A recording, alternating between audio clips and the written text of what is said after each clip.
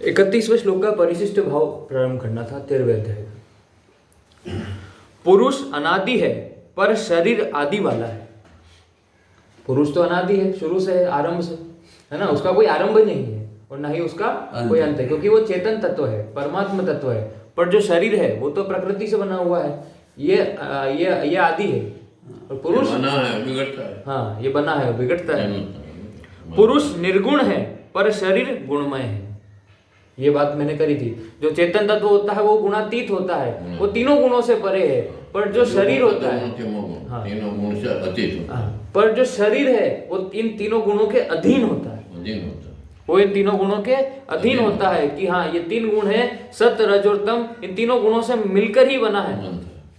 पर पुरुष जो संसार जो दिखता है ना, ये सब इन तीनों गुणों से मिलकर बना है। सत्य, रज और तम, इन तीनों गुणों से मिलकर ही बना है। भगवान खुद कहते हैं 7वें अध्याय में, भगवान ने कहा था कि तीनों गुण जो है ये मेरे द्वारा इनकी उत्पत्ति हुई है, पर मैं इन गुणों में नहीं हूं।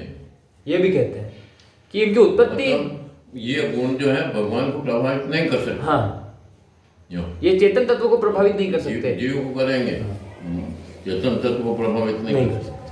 आगे, तो शरीर गुणमय है, पुरुष परमात्मा है पर शरीर अनात्मा है।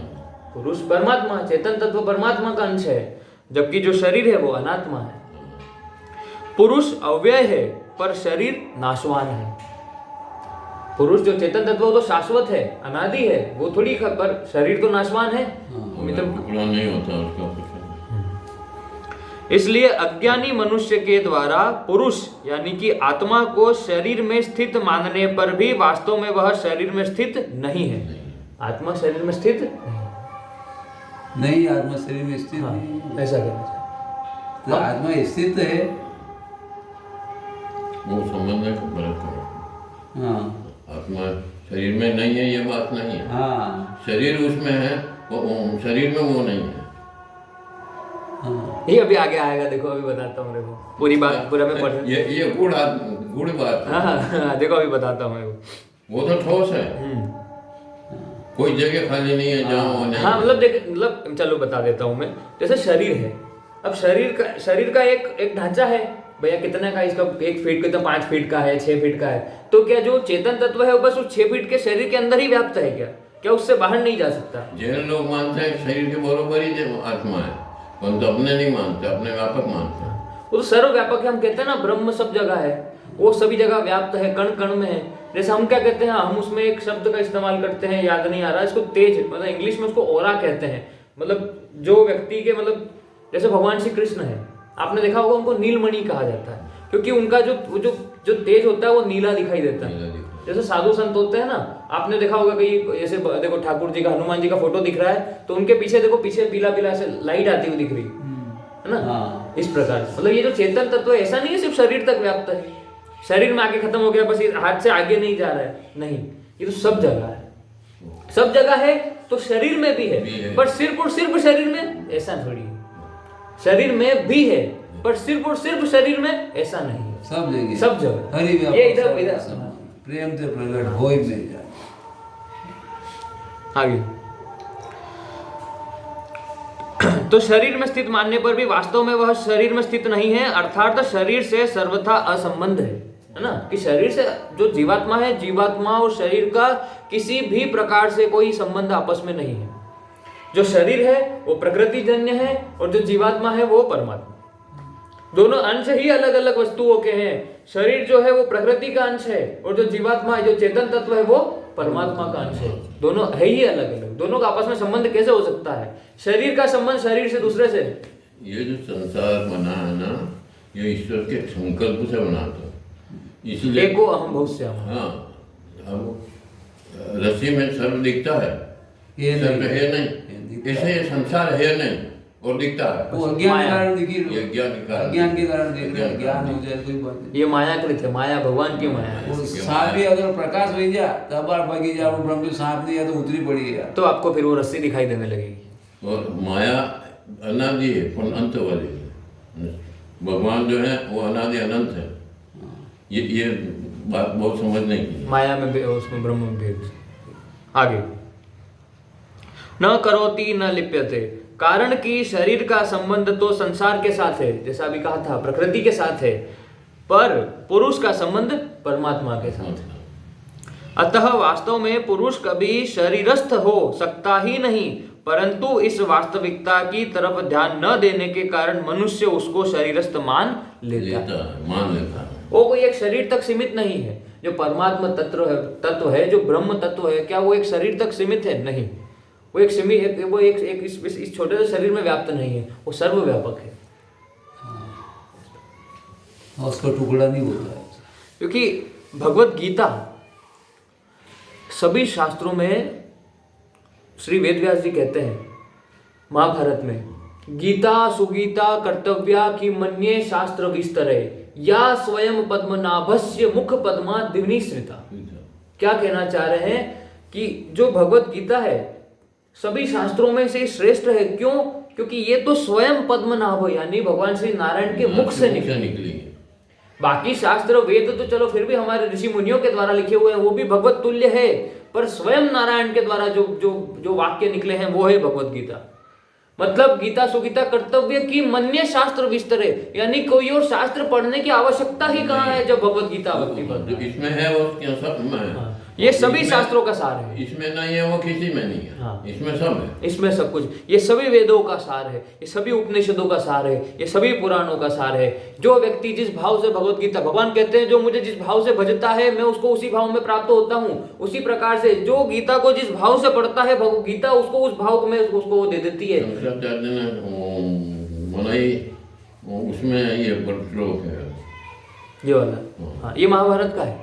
महाभारत में श्री वेदव्यास जी ऐसा कहते हैं इस प्रकार से कि मतलब गीता आपने को कि आप देखिए कोई सांख्य योगी होगा, गीता में सांख्य योग है, गीता में कर्म योग है, गीता में भक्ति योग है, गीता में ज्ञान योग है। ऐसा कौन सा योग है जो गीता में नहीं है? उन तीनों योग से मनुष्य पार हो सकता हाँ। है। किसी एक को बरोबर पकड़ लेगा तो पार हो जाएगा। आप किसी भी एक को अपनी रुचि के अनुसार, अपनी श्रद्धा के अनुसार चुन लीजिए। किसी में थोड़ी धीरे और किसी में जल्दी। ज्ञान में एकदम जल्दी और दूसरे दोनों में थोड़ा टाइम लगता है बस। एक सादे सब सादे, सब सादे। पर गीता ऐसा, गीता जो है उसमें व्यक्ति को कोई किसी भी मार्ग का व्यक्ति हो वो गीता उसके लिए अनिवार्य है। ऐसा नहीं है जैसे पुराण है, अब पुराण भक्ति मार्ग वाले व्यक्ति पढ़ता है, ज्ञान मार्ग वाले के लिए पुराण का इतना महत्व नहीं होता, वो उपनिषद ज्यादा का अध्ययन करते हैं। पर भगवत गीता का अध्ययन ज्ञान मार्ग वाला भी करता है, भक्ति वाला भी करता है, कर्म योग वाला भी करता है, सांख्य योग वाला भी करता है, अष्टांग योग वाला भी करता है। अब क्या कर्म मार्ग है और कर्म मार्ग में दूसरे धर्म के अलग अलग कर्म है तो वो मेल नहीं करते। ज्ञान में सब कर्म एक है और निरंजन निराकार परमात्मा में से कोई दूसरा कोई भी देश वाला कोई भी अलग नहीं हो सकता। और खास बात क्या है भगवत गीता में भी वापस महाभारत में ही, अब इसके बाद हम महाभारत प्रारंभ करने वाले हैं तो उसमें हम सब जैसे पढ़ेंगे।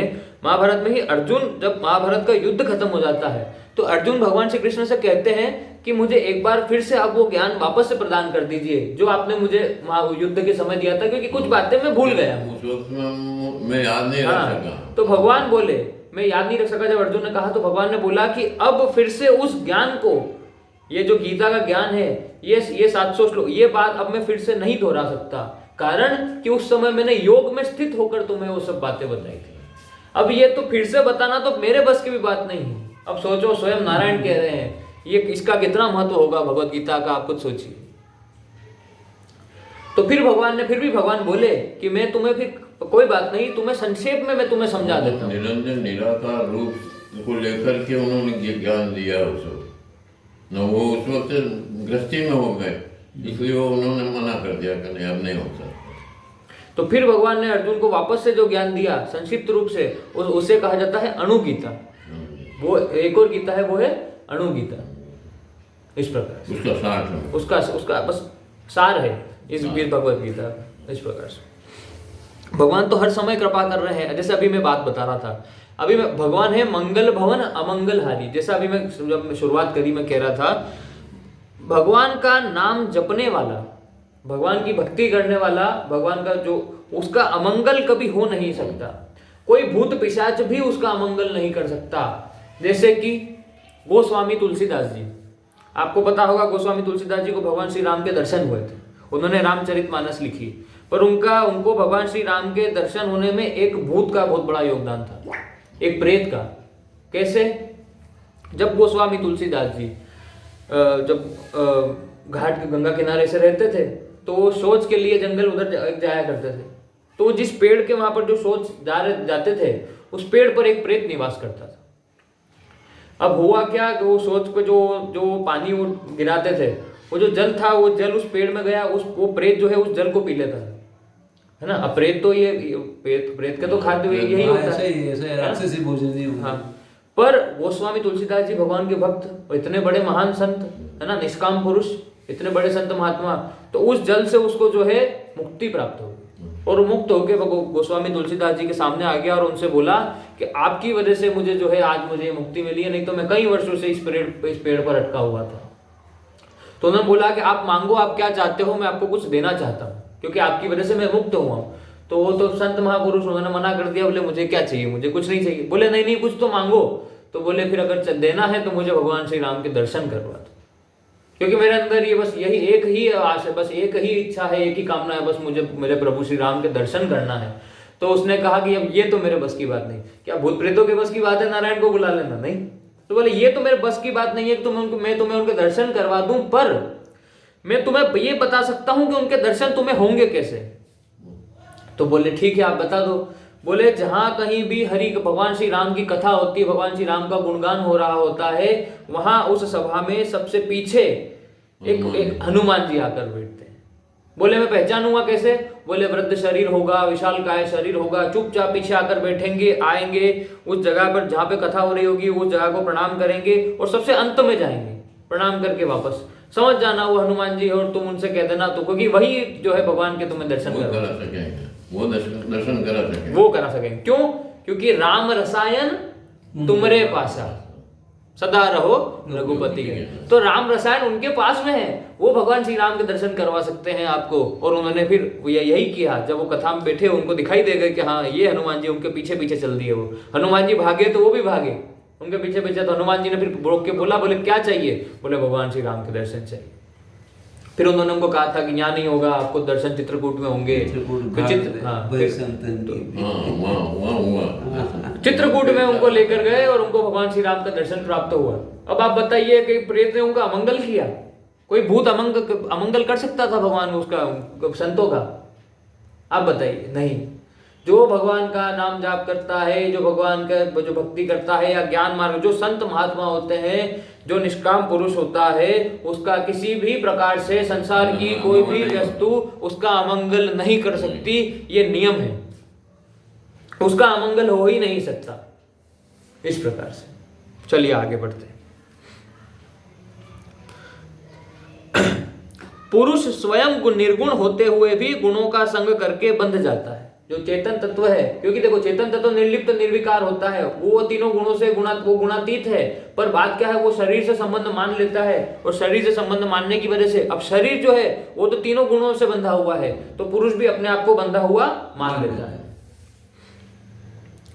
दिखता तो ऐसा ही है कि बंधन स्वतः स्वाभाविक है और मुक्ति कृति साध्य है, पर वास्तव में मुक्ति स्वतः स्वाभाविक है और बंधन कृति साध्य है। लग तो ऐसा रहा है कि बंधन मतलब जो है ना, ये बंधन स्वाभाविक है कि शरीर से संबंध हमारा स्वाभाविक है, और मुक्ति जो है बड़ा मुश्किल, ऐसा कुछ है। पर नहीं, मुक्ति आपकी स्वाभाविक है, क्योंकि आप अंश तो उसी के हो, इसलिए मुक्ति आपकी होनी पक्की है। पर बात यह है कि और जो चीज नहीं होनी चाहिए, जिससे आपका संबंध नहीं है, उससे संबंध आप मान के बैठे हो, और जिससे आपका स्वतः मुक्ति जिससे आपका नित्य संबंध है, वो तो परमात्मा है ही सही। परमात्मा से आपका नित्य पहले से संबंध है ही सही। भगवान क्या कहते हैं, जो मैंने कई बार बोला, भगवान नहीं कहते कि मैं दुर्लभ हूं, भगवान कहते हैं संत महात्मा दुर्लभ है, महात्मा सुदुर्लभ, पर भगवान कहते हैं मैं तो सुलभ हूं, मैं तो हर जगह, मैं तो व्याप्त हूं, कण कण में व्याप्त हूं, तो मैं दुर्लभ कैसे हो सकता हूं? मैं दुर्लभ नहीं, एक संत महात्मा जरूर दुर्लभ होता है, जो तुमको मेरी प्राप्ति करवा दे। अभी गोस्वामी तुलसीदास जी की बात करिए, गोस्वामी तुलसीदास जी की तरह इतने महात्मा हमको ऐसी थोड़ी ना मिल जाते। इस प्रकार से आगे, गुणों का संबंध पुरुष के साथ नहीं है। गुणों का संबंध पुरुष के साथ यानी चेतन तत्व के साथ नहीं है, वो तो गुणातीत है, प्रत्युत प्रकृति के साथ है। प्रकृति के साथ गुणों का संबंध है, क्योंकि प्रकृति ही गुणों से मिलकर बनी है। तीनों गुण ही हाँ, प्रकृति है। प्रकृति है। ये जो पुरुष यानी चेतन तत्व परमात्मा तत्व है वो गुणों से परे है। इसलिए अनादि निर्गुण परमात्मा अव्यय और न करोति न लिप्यते ये स्वतः स्वाभाविक है। साधक को इस स्वाभाविकता का अनुभव करना चाहिए। आगे, जैसे मकान में रहते हुए भी हम मकान से अलग हैं, ऐसे ही शरीर में रहते हुए मानने पर भी हम शरीर से अलग हैं। क्या हम में मकान में रह रहे हैं तो मकान और मैं एक हो गए क्या? नहीं, मकान अलग है, मैं अलग हूँ। मैं जब चाहूँ तो मकान में चला जाऊँ, उसे बाहर चला जाऊँ। शरीर में ऐसा हो नहीं पा रहा है, हमारे अज्ञान के कारण वो भी वैसे तो, पर बाकी शरीर भी अलग है और हम भी अलग हैं। वरना वास्तविकता में तो ऐसे भी साधु संत महात्मा हुए हैं जो अपने आप को शरीर से अलग करके वापस शरीर में प्रवेश कर जाते थे। एक लहरी महाशय करके एक संत थे बंगाल में, जो कि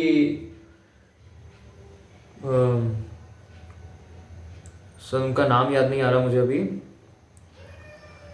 योगानंद परमहंस करके एक बहुत बड़े हाँ योग ध्यान मार्ग के क्रिया योग की जिन्होंने बताया था वो संत थे। उनके पिताजी के गुरु थे लहरी महाशय। तो उन्होंने एक बार बताया था, उन्होंने अपनी किताब में, कि जो है मेरे पिताजी का जो कलीग था, जो उनके नीचे काम करता था ऑफिस में, वो लहरी महाशय का शिष्य था और उसने उनसे मिलने के लिए छुट्टी मांगी तो मेरे पिताजी ने मना कर दिया। तो जब मेरे पिताजी रास्ते में चलते हुए जा रहे थे, बड़ी लंबी कथा मैं संक्षिप्त में बता रहा हूँ, जब पिताजी चलते हुए जा रहे थे तब लहरी महाशय अपने आप वहां पे प्रकट होकर बोले कि तुम अपने जो है अपने से नीचे काम शिष्य अपने कलीग पर है ना, अपने अनुयायियों पर बहुत कठोर हो, इतना कठोर नहीं होना चाहिए। और ऐसा कहकर अंतर ध्यान हो गए। तो उनके पिताजी को लगा कि ऐसे संत जो अपना शरीर कहाँ से छोड़ के वापस कहीं प्रकट हो जाए, इतने कितने बड़े संत होंगे। तो वो भी अपने कलीग के साथ वहां चले गए, उनसे गुरु दीक्षा ली और उनको अपना गुरु बनाया इस प्रकार से। तो ऐसे कई संत पहले हुए। उसके जो योगानंद परमहंस जी ने बताया, जो कि अपना शरीर कहीं और चले जाते थे इस प्रकार से। यह साधन जन्य नहीं है, प्रत्युत स्वतः स्वाभाविक है। तात्पर्य है कि स्वरूप में लेश मात्र भी कर्तृत्व भोक्तृत्व नहीं है, यह स्वतः सिद्ध बात है ना। जो चेतन तत्व है वो ना करता है और ना ही भोगता है। वो अकर्ता है, वो करता नहीं है, और ना ही वो भोगता है। वो कुछ नहीं भोग रहा है, ये शरीर भोगता है। ये शरीर जरूर भोग रहा है, संसार के रीते भी भोग रहा है, ये शरीर भोग रहा है। चेतन तत्व नहीं भोगता। चेतन को थोड़ी ना भूख लगती है जो आप उसको अच्छे से अच्छे स्वाद चाहिए। चेतन को अपनी इंद्रिय तृप्ति नहीं करनी। चेतन के पास इंद्रियां नहीं होती। इंद्रियां किसके पास है? शरीर के पास। तो शरीर अपनी इंद्रिय तृप्ति करता है। चेतन तत्व परमात्मा तत्व जीवात्मा नहीं करता। शरीर भोग रहा है, उनकी शक्ति से भोग रहा है, ये बात।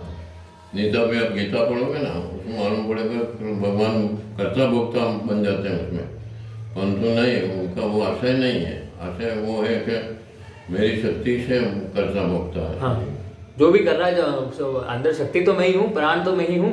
प्राण ही नहीं रहे तो शरीर भोगता है, क्या भोगेगा? नहीं भोग पाएगा। आगे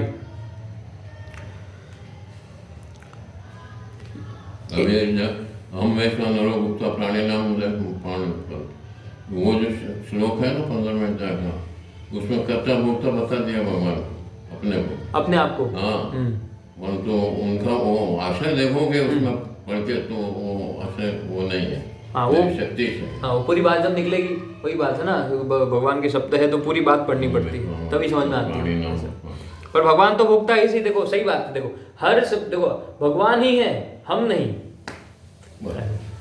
भगवान जो है, भगवान अपने को ये एक शरीर नहीं होकर के भगवान रूप से मानना है तो मुक्ति है, ज्ञान वो है। मैं शरीर नहीं हूँ, मैं आत्मा हूँ। अहम ब्रह्मास्मि, अहम ब्रह्मास्मि। आगे, और जो भक्त होता है, जो भक्ति मार्ग वाला होता है, वो कहता है वासुदेव सर्वम, वो मानता है सब ब्रह्म ये है। और जो ज्ञान मार्ग वाला होता है वो करता है अहम ब्रह्मास्मि। जाएंगे दोनों एक ही जगह पर। आगे, तात्पर्य है कि कर्तृत्व भोक्तृत्व को मिटाना नहीं है, प्रत्युत इनको अपने में स्वीकार नहीं करना। मिटाना नहीं। हाँ, इनको अपने में स्वीकार नहीं करना है, इनके अभाव का अनुभव करना है, क्योंकि वास्तव में ये अपने में है ही नहीं। वास्तव में नहीं है, आत्मा में नहीं। इसलिए साधक को अपने में निरंतर अकर्तृत्व और अभोक्तृत्व का अनुभव करना चाहिए। अपने में निरंतर अकर्तृत्व और अभोक्तृत्व, निष्कामता, निर्ममता का अनुभव होना ही जीवन मुक्ति है। जीवन मुक्ति का। इसी को गीता ने स्मृति प्राप्त होना कहा है, नष्टो मोहम स्मृति लब्धा। इस प्रकार से। तो इसके लिए मैंने छोटा सा उपाय बताया था कि साधक को शुरुआत में जो है इसके लिए क्या करना चाहिए कि वो जो कोई भी कार्य करे उसमें अपने आप को निमित्त माने भगवान का। ये कार्य करने वाला मैं नहीं हूं, मैं एक निमित्त हूं, करवाने वाला वो है। आप ऐसे समझ लीजिए कि भोक्ता मैं नहीं, भोक्ता वो है, मैं तो निमित्त हूं। असल भोक्ता वो है, जो भी कर्म हुआ है उसका भोग भोगने का अधिकार उसी को प्राप्त है, वो भोग भोगेगा जो मैंने कर्म किया है, उसका फल उसको समर्पित कर देता है व्यक्ति, वो निष्काम हो जाता है। कर्मण्येवाधिकारस्ते मां फलेषु कदाचन, वो ये है मां फलेषु कदाचन, ये फल मेरा नहीं है, ये फल मेरा नहीं है। ये जो फल का जो भोक्ता है वो मेरे परमात्मा ठाकुर जी है हमारे, वो फल के भोक्ता है, भोक्ता मैं नहीं हूँ, ये मैं तो एक निमित्त मात्र हूँ। जैसे कि अब हम कर्म का फल भी देता वो है, कब देगा ये भी वो जाना, कब देगा कितना देगा सब उसके हाथ में। हो सकता है आपने कर्म इतना करा हो फल इतना मिल जाए, हो सकता है कर्म इतना करा हो फल इतना मिल जाए, ये सब उसके हाथ में। ये हमारे, इसलिए कर्म के फल हमारे हाथ में नहीं होता, फल हमें चाहिए भी नहीं, हमें तो भगवान, हमको तो परमात्मा तत्व चाहिए, हमें ना हमें ना सुख चाहिए ना हमें दुख चाहिए। हाँ, इसको निष्काम भावना बोलते हैं। कर्म योगी भी अगर होना है, देखो कर्म और कर्म योग यही ज्ञान हो जाएगा कि मैं कर्म करता ही नहीं हूँ, मेरे में कर्म है ही नहीं, मैं तो बस निमित्त है। कर्म करने वाला भी वो, करवाने वाला भी वो, उसको भोग भोगने वाला भी वो, सब कुछ वही है। इस प्रकार से आगे समय हो गया, हो गया है ना? हो गया बस। ओम शांति शांति शांति। श्री गिरिराज धरण की जय, श्री गोवर्धन नाथ की जय, श्री वल्लभाधीश की जय, परम दयाल श्री गुसाई जी की जय, श्री विठल नाथ जी की जय, श्री यमुना महारानी की जय। जय जय श्री राधे पूछरी के लोटा की खूब खूब प्यारे। हरि ओम तत्सत।